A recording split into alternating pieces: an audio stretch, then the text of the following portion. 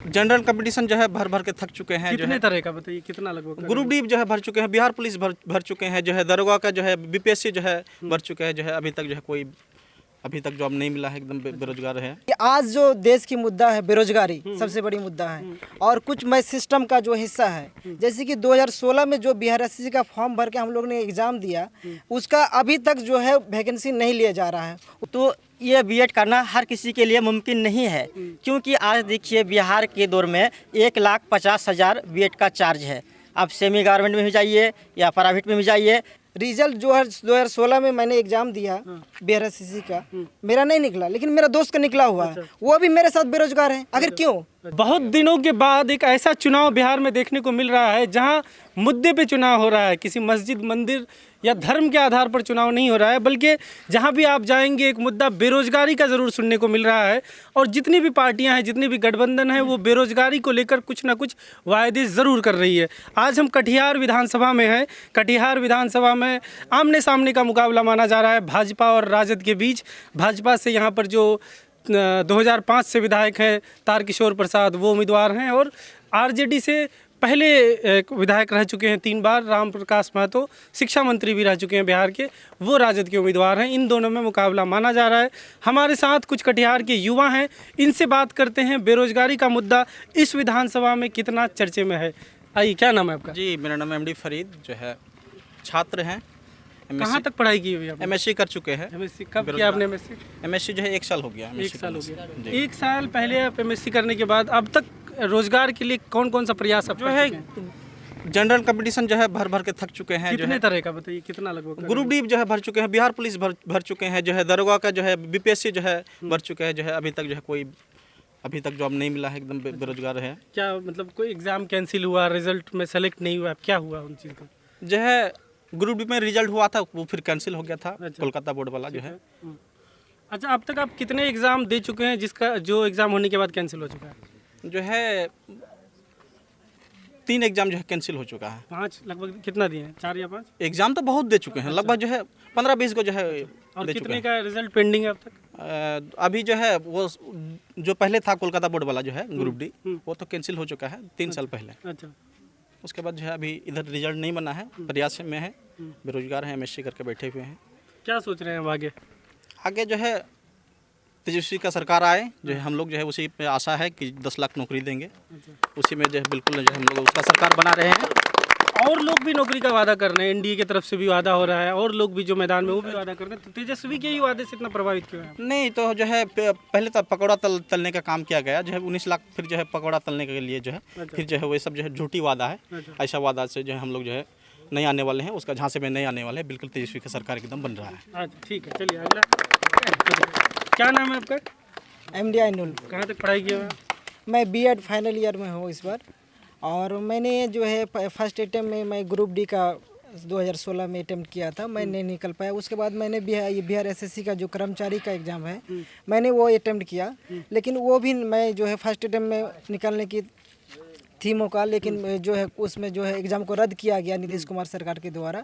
उसके बाद second attempt जो हुआ तो उसमें मेरा किसी कारणवश रिजल्ट नहीं बन पाया। लेकिन मैं कहना चाहता हूं कि आज जो देश की मुद्दा है बेरोजगारी सबसे बड़ी मुद्दा है और कुछ मैं सिस्टम का जो हिस्सा है, जैसे कि 2016 में जो बिहार एसएससी का फॉर्म भर के हम लोग ने एग्ज़ाम दिया, उसका अभी तक जो है वैकेंसी नहीं लिया जा रहा है। उसका मेंस का एग्ज़ाम अभी तक पेंडिंग है। आखिर क्यों? सरकार को चाहिए कि युवा को रोजगार दें, सबसे बड़ी मुद्दा है। मैं इस बार बीएड फाइनल ईयर में हूँ, सीटेट पास किया जा रहा है। सीटेट पास करने से क्या हो जाएगा? नौकरी मिल जा रही है? नहीं। आज से जो पूर्व 7 साल पहले जो छात्र पास किए उसको वैकेंसी नहीं मिल रही, उसको रोजगार नहीं मिल रहा है। आखिर क्यों? सरकार इतना विफल क्यों है? कब से रिजल्ट पेंडिंग है आपका? रिजल्ट जो है 2016 में मैंने एग्जाम दिया बिहार एसएससी का, मेरा नहीं निकला, लेकिन मेरा दोस्त का निकला हुआ है, वो भी मेरे साथ बेरोजगार है। आखिर क्यों? उसका एग्जाम क्यों नहीं होने के बाद भी इसको लिया नहीं गया? नहीं, उसका लिया नहीं गया। उसका मेंस का एग्जाम अभी भी जो है 3 साल से वादे कर रही है कि एग्जाम लिएगा, लेकिन लिया नहीं जा रहा है। आखिर क्यों? इसलिए हम लोग चाह रहे हैं कि लोग जो है कोई भी सरकार आए वो जात पात को हटाकर सिर्फ रोजगार पे मुद्दे पे बात करे कि हमें जो युवा हैं, हम लोग जो ये रोजगार चाह रहे हैं, हमें वो क्या दे रहे हैं। हमें रोजगार देने के लिए जो सरकार सक्षम होगी, मैं उसी का अपना मत करूँगा। क्या नाम है आपका, बताइए? कहाँ तक पढ़ेगा? जी सर, इमदादुल हक है मेरा नाम। कहाँ तक की पढ़ाई की आपने? जी हाँ, मैं कंप्लीट कर चुका हूँ कब किया आपने में? 2017 को। बताइए रोजगार के लिए क्या क्या प्रयास किए आपने? जी मैंने बहुत सारा फॉर्म भरा, हम्म, लेकिन कुछ का निकला, कुछ का नहीं निकल पाया। आखिरकार हम हार माने। फिर लोगों ने बोला जो बीएड कर लो, कुछ हो जाएगा। फिर मैं बीएड किया, फिर सीटेट भी क्वालिफाई किया।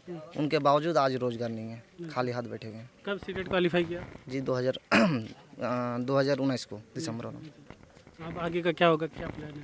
आगे का क्या प्लान है, हम लोग यही सोचते हैं जो तेजस्वी सरकार आएंगे और 10 लाख रोजगार देंगे, उसी में से। पूरा रोजगार का उम्मीद अब तेजस्वी पे ही टिका है? जी जी जी जी बिल्कुल बिल्कुल। तेजस्वी सरकार नहीं आई तो फिर क्या करेंगे? फिर तो हम लोग को कोई रोजी रोटी कमाना होगा। अच्छा, नहीं, बिल्कुल तेजस्वी की सरकार आने वाली है, बिल्कुल उसी का सरकार आएगी। पढ़ाई छोड़ना होगा फिर। बिकॉज बात यह है जो हम लोग को बोला गया नरेंद्र मोदी द्वारा, जो 2 करोड़ हम लोग हर साल युवाओं को रोजगार देंगे, लेकिन वो रोजगार के नाम पे कुछ नहीं दिया गया। वो क्या बोले, जो मतलब पकौड़ा तलना भी एक रोजगार है, लेकिन पकौड़ा तोलने का भी तो अब हिम्मत नहीं रहा लोगों के बीच भाई। क्योंकि जो प्याज देख रहे हैं आप, प्याज का रेट किस तरह आसमान छू गया। क्या नाम है आपका? जुबैर आलम नाम है मेरा, और मैं ग्रेजुएशन कंप्लीट हूँ प्लस टेक्निकल कोर्स ITI भी कंप्लीट करके बेरोजगार हूँ अभी फिलहाल। तो मेरा सवाल है सरकार से यही चीज़ कि जब तक युवा जो है, ठीक, युवा पीढ़ी, उसका बात जब तक सरकार नहीं करेगी तब तक वो सरकार विफल नहीं, मैंने सफल नहीं हो पाएगी। ठीक, आज के डेट में जो सरकार धर्म के नाम पे, ठीक, और मंदिर मस्जिद के नाम पे जो जनता को लड़ा रही है, ठीक, वो आज के डेट में खास करके अभी बिहार का इलेक्शन में देखिए, मुद्दा रोजगार का जैसे ही मुद्दा आया है वो सब खत्म हो गया। तो इसीलिए कोई भी सरकार आए, ठीक, तो युवा के लिए वो काम करने का, मैंने रोजगार के मुद्दे पे बात करे, युवा के हित में बात करे, तब युवा आगे बढ़कर सरकार को चुनने का काम करेगी। बताइए, नाम बताइए कहाँ जी, तक मेरा पढ़ाई? नाम मोहम्मद नैयर आलम है। मैंने 2019 को MA कंप्लीट किए हैं। उसके बाद मैंने ITI का भी एग्ज़ाम भी डिग्री कंप्लीट कर लिए हैं इलेक्ट्रीशियन का। तो बेरोजगार सबसे बड़ी मुद्दा है। जैसे कि मैं बीएड के बारे में चर्चा करूँगा। जब मैंने MA किया तो हमको सीटेट भरने नहीं मिल रहा है, ठीक है। तो एक सरकार का जो नीति बन गया है बीएड, जो बीएड करेगा वही ही सीटेट में बैठ पाएगा। तो ये बीएड करना हर किसी के लिए मुमकिन नहीं है, क्योंकि आज देखिए बिहार के दौर में 1,50,000 बीएड का चार्ज है। आप सेमी गवर्नमेंट में भी जाइए या प्राइवेट में भी जाइए। जैसे कि 7 गवर्नमेंट कॉलेज बता रहा था, ठीक है, उसमें भी 2 टीचर वालों को दे ही गया। 500 सीट है, उसमें भी आज देखिए मेरिट लिस्ट सही से नहीं बना पा रहे हैं। जैसे कि हम इस बार 85 अंक लाए हैं बीएड करने के लिए, अभी तक मेरा मेरिट लिस्ट नहीं निकाला गया है। इसमें भी एक धांधली है, और हम 1.5 लाख लाए तो कहाँ से लाए? ये गरीब परिवार के हैं। और सबसे बड़ी मुद्दा है, मैंने 1.5 लाख मतलब मांगा लिया जा रहा है, फिक्स है, 1.5 लाख फीस है, फी है, कॉलेज का फीस है 1.5 लाख। जी। ये पैसा हम कहाँ से लाए? कॉलेज है जी, प्राइवेट कॉलेज में जाइए या सेमी गवर्नमेंट में जाइए। सेमी गवर्नमेंट और सरकारी 7 कॉलेज है, उसमें भी 2 कॉलेज को हटा दिया गया है। 5 में है, 500 सीट है, उनमें भी धांधली हो रहा है। सही से मेरिट लिस्ट नहीं निकाला जा रहा है। ये बहुत बड़ी धांधली है। अभी कॉलेज का नाम क्या नाम है कॉलेज का जहाँ हो रहा है ये सब? जैसे कि अभी बता, पटना में है, भागलपुर में है, आपका तुर्की कॉलेज मुजफ्फरपुर है, समस्तीपुर है, आपका मधेपुरा में है। तो कुछ कॉलेज को लिस्ट से ही हटा दिया गया है। जब हम फॉर्म फिलअप कर रहे थे अप्लाई करने के लिए, तो कुछ को देखते हैं इसको इंग्लिश कर लिया, मतलब कि उसको हटा दिया गया साइड से, और कुछ को रखा है, और उसमें भी धांधली हो रहा है, पूरी तरीके से धांधली हो रहा है एक प्रकार का। तो अब करें तो हम क्या करें? कहने का मतलब अभी कुछ 2-4 रोज से इसका साइट भी बंद है। अब साइट पे बोला कि हम साइट पे काम कर रहे हैं। अब एक देखिए सोचने वाली बात है कि ऐसे जनरल मेरिट लिस्ट निकाला था, फिर बोला कि अब मेरिट लिस्ट निकालेंगे, और 2-3 दिन से साइट भी बंद है। ये क्या तर्क है, आप सोच सकते हैं इसमें बिहार की नीति। साइट बंद है? जी जी, 4 दिन से 3 दिन से साइट बंद है।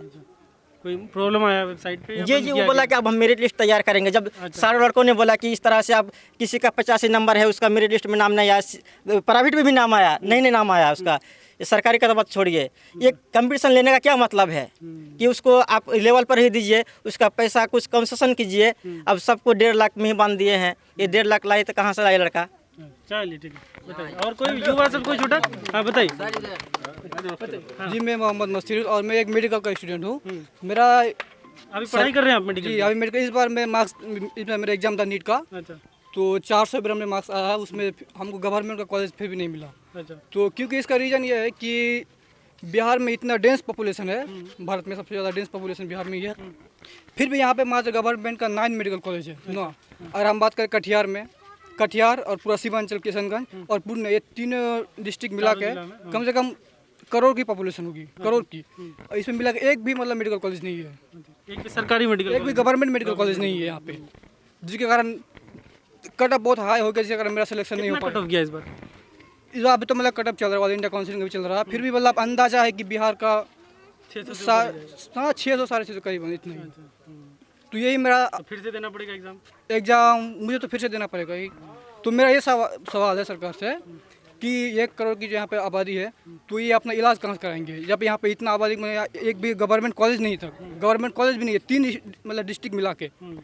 हॉस्पिटल नहीं है, डॉक्टर नहीं बढ़ेंगे, मतलब मेडिकल कॉलेज नहीं है तो डॉक्टर कैसे बनेंगे? ठीक, बताइए नाम बताइए अपना। जी मेरा नाम मोहम्मद नसीब हुआ। कहाँ तक पढ़े हुए हैं? जी मैं पोस्ट ग्रेजुएट हूँ, बीएन मंडल से किया हूँ। एक तो हम लोगों का सेशन लेट था तो जो भी हुआ हम लोग वहाँ से किए, लेकिन हम लोग पोस्ट ग्रेजुएट करने के बाद भी आज हम लोग पढ़े हुए हैं। अच्छा, हम लोगों को कोई रोजगार नहीं मिल रहा। फॉर्म इतना भर भर के अभी तक आधा से ज़्यादा हम लोग फॉर्म भरे हुए हैं, लेकिन कोई ना एग्ज़ाम हो रहा ना कुछ हो रहा, और एग्ज़ाम हो भी रहा तो उसको सिलेक्शन भी नहीं रहा।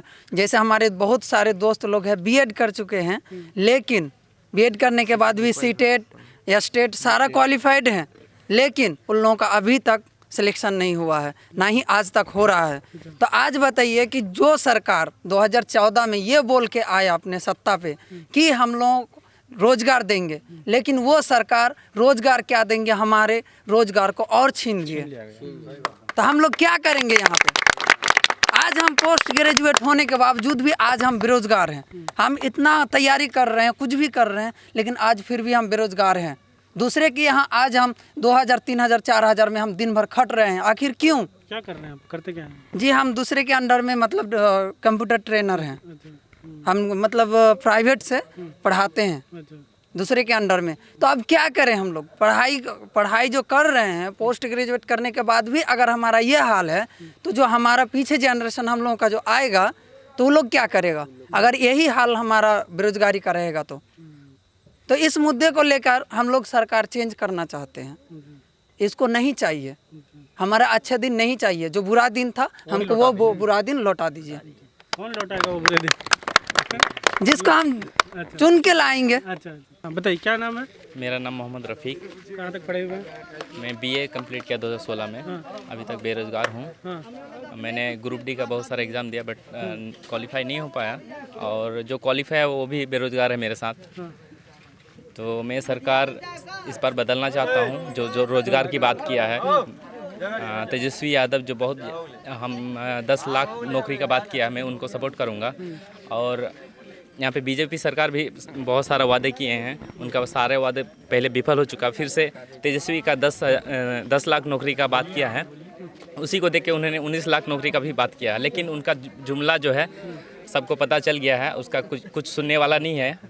जी मेरा मोहम्मद साकिर हुसैन है जी। नीतीश गवर्नमेंट में मैंने देखा जैसे कि डाक विभाग का पहले फॉर्म भरे, उसमें जो सिलेक्शन जो है पैसों से लिया गया। उसके बाद जो है आमीन का फॉर्म भरा गया, आज तक उसका एग्ज़ाम नहीं हुआ है। बिहार एसएससी तो जो है 6 साल से अब तक जो है उनका मेंस का एग्ज़ाम नहीं हुआ। तो इस तरह से हम लोग सारे युवा जो है निरस्त हो चुके हैं। अभी जो है उम्मीद सिर्फ तेजस्वी ही टिकी हुई है। हाँ, और हम लोग उम्मीद करते हैं कि जो है इस बार 2020 में जैसे ही उसका कैबिनेट का पहला जो है मीटिंग होगी, और हम सब युवा को जो है रोजगार देने का काम वो करेंगे। हाँ, हम लोगों का पूरा एकदम विश्वास है। कहाँ तक पढ़े हुए हैं? हम एमएससी किए हुए हैं। कब किए हैं एमएससी? एमएससी जो है इसी साल हम लोग कंप्लीट हुआ। अब तक कौन सा आप जॉब के लिए एग्जाम दे चुके हैं? कितना एग्जाम दिए? हम इंडियन पोस्ट ऑफिस का भरे थे, आमीन का भरे थे, बिहार एसएससी का भरे थे, और ग्रुप डी का भरे थे। और इस बार जो एनटीपीसी और ग्रुप डी का फॉर्म भरे हुए हैं, अभी तक 2 साल से एग्जाम नहीं हुई है इनका। लगभग 4-5 आप ट्राई कर चुके हैं। कई का एग्जाम पेंडिंग है? हाँ, कई का एग्जाम पेंडिंग है, कई का जो है एग्जाम लेने के बाद जो उसका नियुक्ति नहीं हुई है। हाँ, इसी तरह से जो है बहुत सारा कमियां है सरकार में, और बदलना जरूरी है सरकार को। इसीलिए तेज पे हम लोग को जो है निगाह उसी पे टिकी हुई है कि रोजगार उन्हीं सरकार से मिल 10 सके। लाख नौकरी की जो बात कर रहे हैं, आपको ये चीज़ समझ में आ रहा है कि 10 लाख नौकरी आएगा कहाँ से? हाँ, 10 लाख नौकरी के बारे में जैसे अभी जो वर्तमान में 4.5 लाख जो पद जो है रिक्त पड़ी हुई है, जो कि सरकार को हर हाल में लेना चाहिए था लेकिन नहीं लिया। उसके बाद जो है अभी जो उसके बाद 5.5 लाख बस जाती है, उसको जो हर एक पॉइंट पे बताया गया है जो कहाँ कहाँ से हमको सृजन करना है। हाँ, इसीलिए हम लोगों को उन्हीं पर भरोसा होता है। और जैसे मोदी जी बोला कि 19.5 लाख नौकरी देंगे, इस पर इसलिए भरोसा नहीं होता है क्योंकि जो 2014 में बोला गया था कि हम 2 करोड़ युवा को रोजगार देंगे, और जो रोजगार के नाम पर जब जी न्यूज़ में पहला इंटरव्यू उनका तो बोला कि पकौड़ा तलना, तो 2 लाख लोगों को हम जो है पकौड़ा तला के जो है रोजगार दे दिए। लेकिन पकौड़ा तलना कोई जो है रोजगार नहीं होता है। वो अपना उनका योगदान क्या था, उनका योगदान तो अभी तक हम लोग देखे नहीं है, इसीलिए 19 लाख पर हम लोग को भरोसा नहीं है। नाम बताइए पहले और कहाँ तक पढ़े हुए हैं? हम ताहिर है मेरा नाम जी। हम पढ़े हुए हैं, BA कंप्लीट किए है 2019 में। हाँ बताइए। उसके बाद नौकरी के तलाश में अभी तक नहीं मिल रहा सर।